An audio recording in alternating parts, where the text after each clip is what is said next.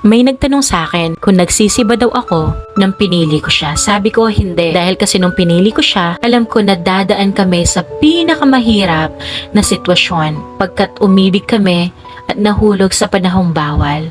Gusto ko lang malaman mo na isa ka sa pinakamasaya at magandang desisyon na pinili ko. Sana all.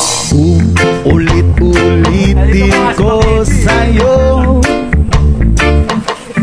ang nadarama A few moments later. Ang damdamin ko'y para sa'yo.